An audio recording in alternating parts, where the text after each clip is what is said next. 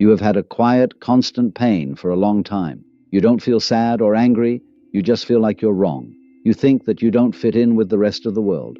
You see other people who move through society with ease, who know the lines and gestures, and you feel like you don't measure up. You think you're broken. You think you need to be fixed. Isn't this issue the main source of pain? You feel like you're an instrument made to play a song that no one else seems to hear, so you think that the instrument itself must be broken. For years, maybe even decades, you have been trying to find yourself back in tune. Try to smooth out your edges, turn down the volume, and learn the song that everyone else is playing. You have tried to join in on the conversation, smile at the right times, and show interest in things that seem like dust and echoes to you. And with each try, that feeling of wrongness only grows stronger. It's tiring to have to do this simple daily masquerade. It drains you, but other people seem to draw more energy from it. So you ask, what's wrong with me? What makes me so weak? Why is this so challenging for me when it's so easy for them? You make your own nature sound sick. You agree with their diagnosis. You come to the conclusion that you are socially anxious. You are too sensitive. You are not strong. In a word, you're broken.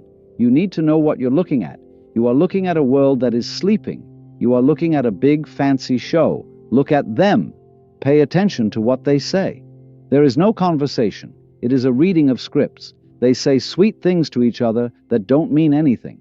They gossip to feel included for a short time, to feel better than someone else based on their opinion. They complain not to discover solutions or even to show real pain, but as a way to connect with others. They think this noise means they are connected.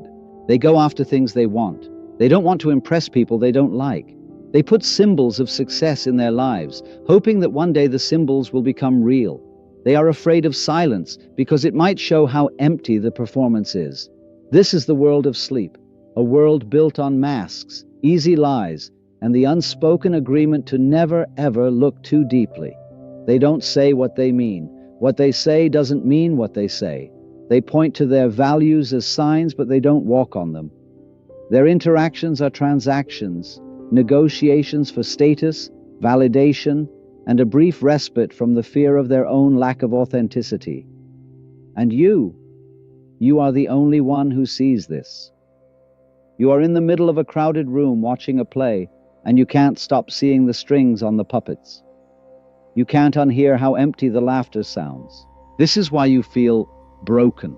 You are the only real person in a room full of mannequins, and you've been working on becoming a better mannequin, but you're not one of them, and your path has changed. You are starting to back off, not because you're scared, but because you're tired. You're sick of the show.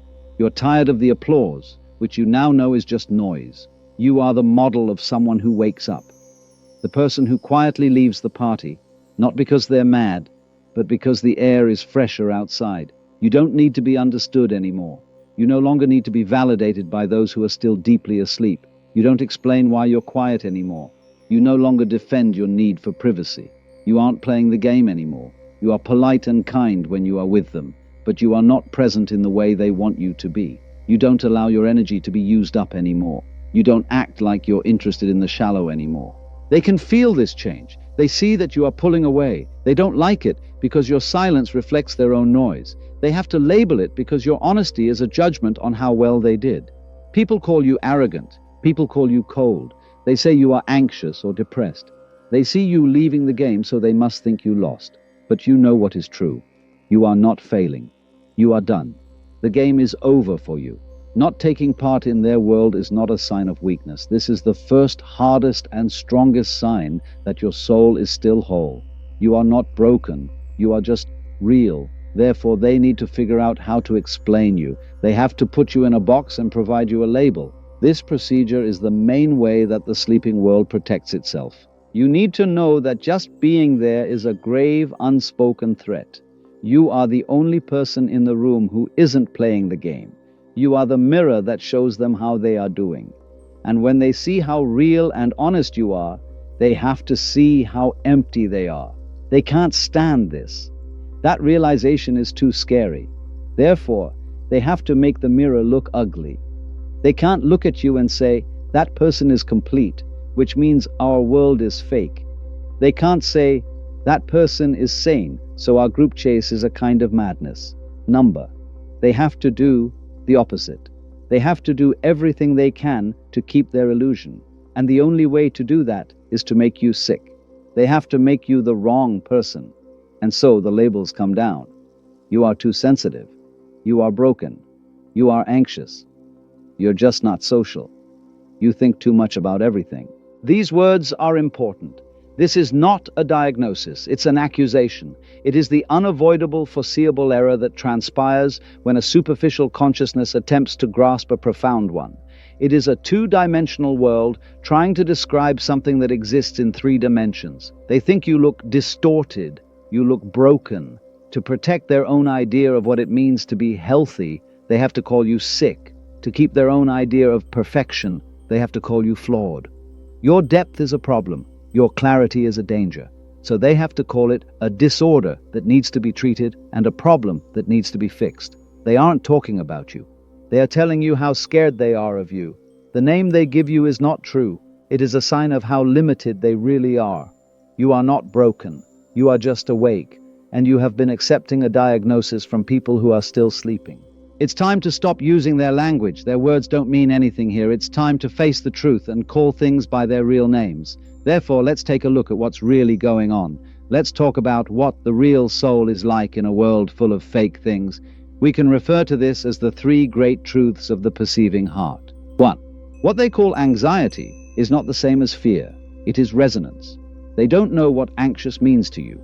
You aren't scared of the people or the room. You are a finely tuned instrument that is meant to resonate with truth, but you live in a world full of noise that is constantly changing. What you are feeling is not anxiety. It is dissonance. It is the painful, screaming feedback of a pure note trying to fit in with chaos. You can tell that they have hidden agendas, unspoken competitions, and fake excitement. You can feel the huge, painful gap between the face they show and the soul they keep hidden. This isn't a disorder. It means that you are perfectly tuned. You are not broken. You are just an obvious instrument, and you can't stand a false note. You are painfully resonating with the untruth of it all. 2. What they call sensitivity is not a sign of weakness. It is clarity. You are too touchy. Isn't this the main accusation? People talk about it as if you have a problem, like you're missing a layer of skin that you need. You need to change the way you think about this. It is not sensitivity. It is clear. You are not two for anything. You are just seeing. You see the things that they have all agreed to ignore. You understand the subtext. You see the reason. You can see the fear behind the bravado. You can see the sadness behind the smile. They call you sensitive because you can see through their masks. You are the child in the story who tells everyone that the emperor is naked. The crowd, which is caught up in the illusion, doesn't celebrate the child. They make him quiet. People say he is rude, strange, or too sensitive. Your perception is not a problem. It's your job. It is the most important part of being awake. 3. What they call broken isn't a state of being broken.